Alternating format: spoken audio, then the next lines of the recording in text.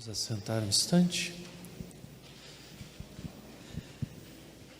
Esse evangelho, que também é narrado pelos outros evangelistas, trata de uma história bastante peculiar, de uma passagem de circunstâncias bastante particulares. Geralmente a gente escuta Jesus ou brigando com os fariseus ou brigando com os próprios discípulos, não é? Os últimos evangelhos, a gente viu nos domingos anteriores os discípulos dando um fora atrás do outro, não foi assim? Né? Quando não era Pedro, era João, é querendo mandar fogo do céu, é querendo falar para Jesus fugir da cruz, foi um fora atrás do outro. Quando não era com os apóstolos, com os discípulos, era confrontando os fariseus. De repente chega hoje um homem piedoso. É interessante, os outros evangelistas falam que era um jovem, São Marcos fala que é um homem, uma pessoa, mas Lucas e Mateus narra que é um jovem piedoso, podemos dizer que um menino católico, né? Um menino do bem, um partidão, né? Porque daí tem tudo. Tem três circunstâncias, em três momentos nós vamos ver nos evangelhos o fato de alguém chegar e se colocar de joelhos diante de Jesus. Um deles é um endemoniado, um possuído pelo diabo, e o outro é um leproso, que se lança aos pés de Jesus pedindo para ser curado. Esse é o terceiro. Como eu disse, uma pessoa do bem, um jovem temente a Deus, ele se lança aos pés de Jesus, não pedindo nada, uma cura, não pedindo a solução de um problema, não pedindo para dividir herança, nada. Ele pede o reino dos céus, a vida eterna. Um pedido santo. Que coisa mais santa para a gente pedir para Deus, senão a graça da comunhão perfeita com Ele? E mais, ele chama Jesus de bom mestre, ou seja, o próprio Senhor diz, né? Por que me chama de bom? Só Deus é bom. Ou seja, esse menino tem uma percepção que Cristo é não só mestre, não só traz em si a sabedoria, o ensinamento, mas é um ensinamento divino. Tanto que ele vai perguntar para Jesus o que ele tem que fazer para ganhar, não comprar. Ele sabe que a vida divina, que a vida eterna é um dom gratuito dado por Deus. Ou seja, é alguém bem formado. E quando ele vai pedir para Jesus uma orientação, o Senhor vai dizer para ele o quê? O decálogo, os 10 mandamentos. Não, filho, honra teu pai e tua mãe, não mate, não roube, não adultere, ame a Deus sobre todas as coisas, enfim. Quer dizer, fala o decálogo para ele. Aquilo que a gente já aprende lá quando criancinha, na catequese, é o que Jesus vai orientar para ele. Por quê? Ele quer o céu. Então, tudo bem. Você quer o céu? Depois que você morrer, você vai estar lá no céu bonitão com Deus? É só viver desse jeito. Mas ele traz no coração uma inquietude. Mesmo vivendo tudo isso, como ele mesmo diz, mas Senhor, isso eu já faço desde a minha juventude, eu faço isso a vida inteira. Eu a vida inteira já estou cumprindo os mandamentos, eu já vou à missa todo domingo, eu confesso uma vez por mês, pelo menos, eu já faço tudo direitinho. Mas no coração dele ainda um vazio. Algo ainda precisa ser preenchido, algo ainda não está completo, a coisa não está encaixadinha. Aí Jesus, pela primeira vez, nós vamos ouvir nesse evangelho 3 vezes Jesus olhando, e Jesus olhou para ele com amor.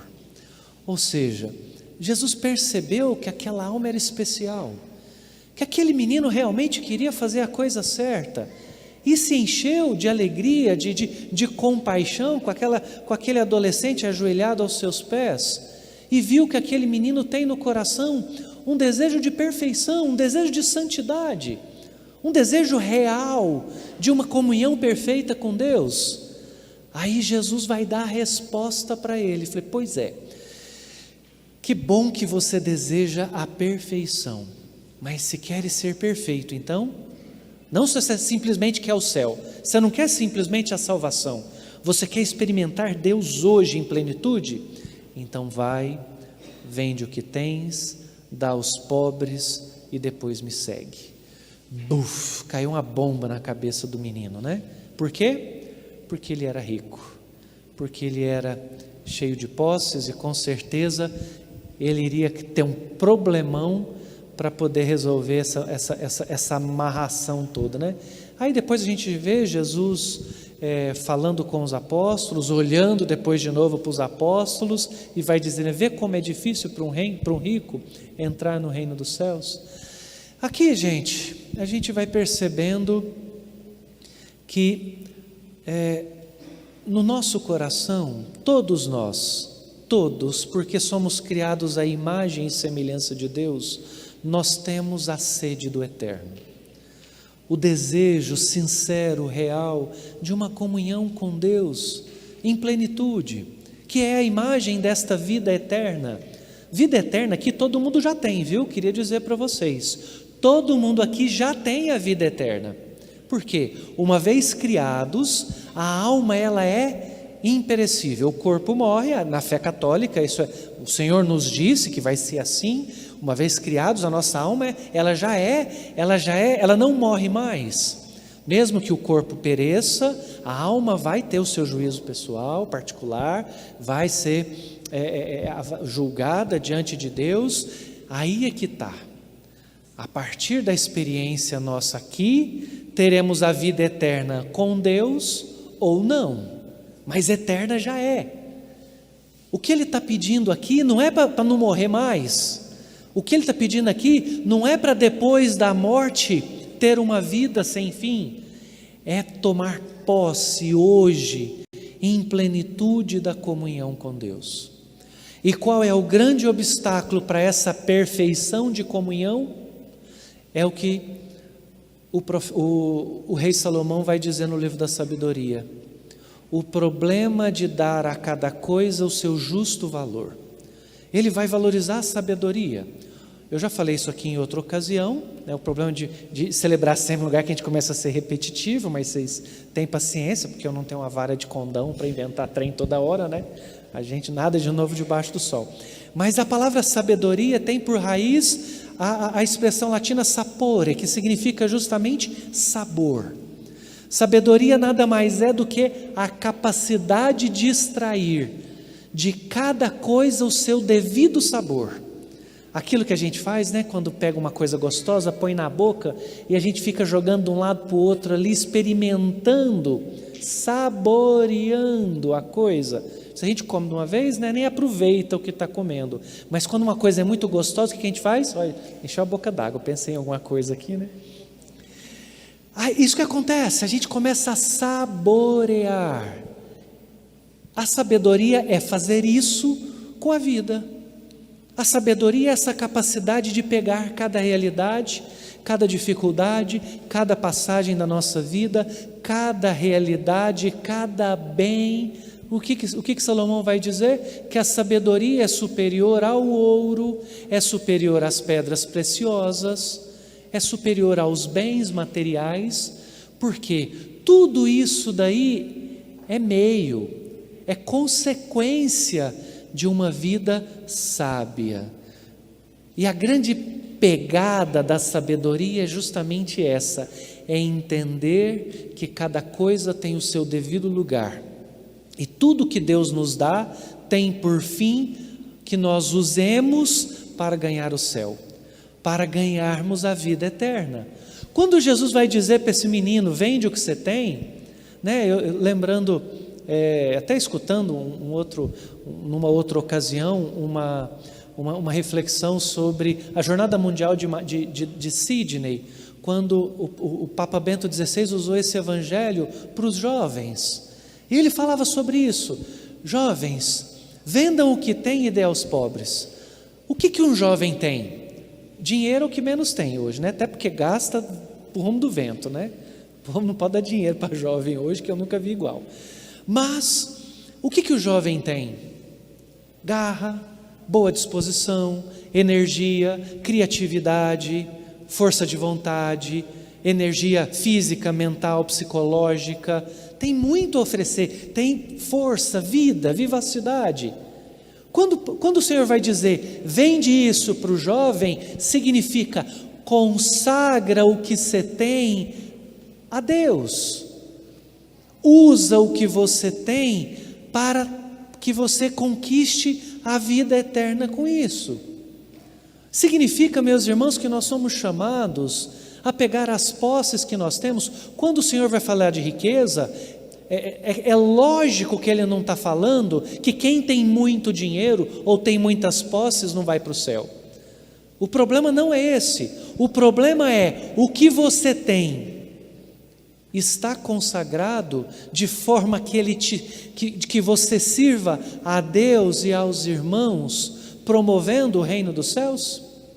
A gente pode ter uma caneca d'água e ir para o inferno, porque está pegado a ela, e perder o céu, porque está pegado a ela. E pode ser uma pessoa milionária, com uma liberdade de coração, como nós temos grandes reis, sobretudo na Idade Média, na grande era franciscana, onde nós tínhamos reis e rainhas esplêndidos.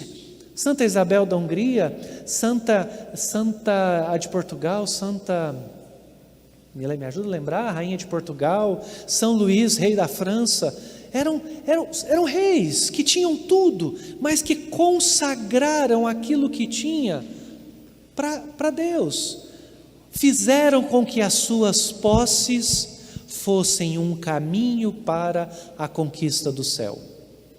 Aqui está a chave. Não basta simplesmente ser firme na missa no todo domingo. Isso aí vai te levar para o céu? Vai. Você vai cumprir os mandamentos, mas no coração, aquele desejo que eu tenho, que vocês têm, de uma experiência profunda e plena com Deus, não se iluda, isso não vai ter. Você vai ter, talvez, aquela satisfaçãozinha do dever cumprido, no máximo, mas a posse de Deus, a comunhão de Deus, a experiência de unir a nossa vida à cruz de Cristo. O que Jesus disse para os apóstolos?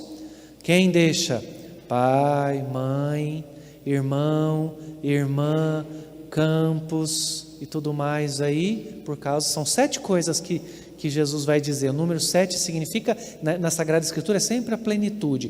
Quem deixa tudo que está ao seu redor, ou seja, quem dá às coisas o seu devido valor, às pessoas que estão ao nosso lado o seu devido valor.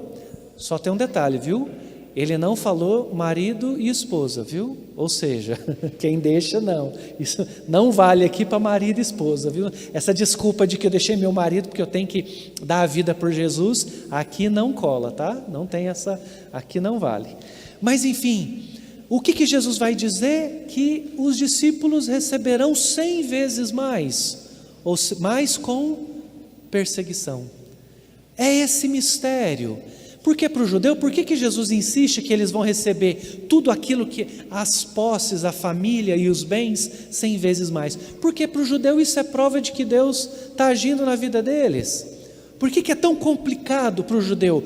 Porque para o judeu a posse, a riqueza é sinal da graça de Deus. E ele vai dizer, se isso é importante para você, você vai receber 100 vezes mais, mas crucificado, com perseguição, com sofrimento, unido à cruz de Cristo, de forma que tudo aquilo que você vai receber, mesmo que seja 100 vezes mais, sirva para te levar para o céu, sirva para levar o seu irmão para o céu, sirva para socorrer aqueles que Deus colocou ao seu lado, sirva para que tudo isso manifeste como Deus é bom.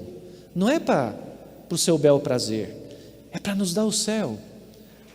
A gente se perde com tantas coisas, né? Se encanta, se deslumbra com tanta coisa temporal, e muitas vezes Deus não nos dá mais. Deus não é mais generoso conosco. Quantas pessoas aqui já rezou para ganhar na Mega Sena? Eu já rezei. Esses tempos atrás mesmo, eu vou mentir não, tá com tanto aperto aí lá no meu outro trabalho, que se eu ganhasse na Mega Sena eu resolvi um tanto de problema aqui. E por que Jesus não me deu? Mas as intenções eram tão boas, gente. Se vocês pensar quanta coisa boa eu ia fazer com esse dinheiro, vocês não têm noção. Você sabe por que Jesus não me deu? Porque Ele sabe que eu sou sem vergonha. Porque Ele sabe que eu ia pensar 2 vezes antes de me desprender disso aqui, eu ia dar um jeitinho de tirar proveito disso. Gente, é isso, Deus nos conhece. Deus não nos dá mais porque nós corremos risco de nos perder se tivermos muito. Deus quer nos dar é o céu, gente. Deus quer nos dar é Ele mesmo. Então um bom cristão tem que aprender a crescer na caridade, a entender que se você pede para crescer em alguma realidade, aquilo é para o serviço, aquilo é para a caridade, aquilo é para promover o reino dos céus. Senão vai ser pedra de tropeço, senão vai ser pedra de moinho pendurado no nosso pescoço, que vai jogar a gente para o fundo do buraco. Peçamos a Deus então o que Salomão fez, pediu a sabedoria, que nos ajude a dar a cada coisa o seu devido valor, que nos ajude a dar a cada realidade, seja ela material, espiritual, fraterna, familiar, seja qual dimensão for, a sua digna proporção. Se a gente tiver isso, então nós vamos viver com perfeição o amor a Deus sobre todas as coisas. E vamos entender que as principais coisas da vida não são coisas. As principais coisas da vida, eu vi isso pichado num muro lá no bairro da minha mãe, eu nunca mais esqueci isso. As principais coisas da vida não são coisas. E aí a gente vai entender que tudo que Deus nos dá está orientado para melhor amá-lo, melhor servi-lo, promover a sua glória nesse mundo, a salvação da nossa alma e a salvação da alma daqueles que Deus nos deu. Que a Virgem Maria, que soube fazer isso de forma plena, totalmente consagrada, totalmente entregue, totalmente sim. O sim dela não nasceu na visita do anjo Gabriel. O sim da Virgem Maria é pleno desde o seu primeiro suspiro, e foi até o último suspiro, e é na eternidade. Que ela interceda por nós para nos ajudar a colocar cada coisa no seu devido lugar, e Deus no centro de tudo. Louvado seja nosso Senhor Jesus Cristo.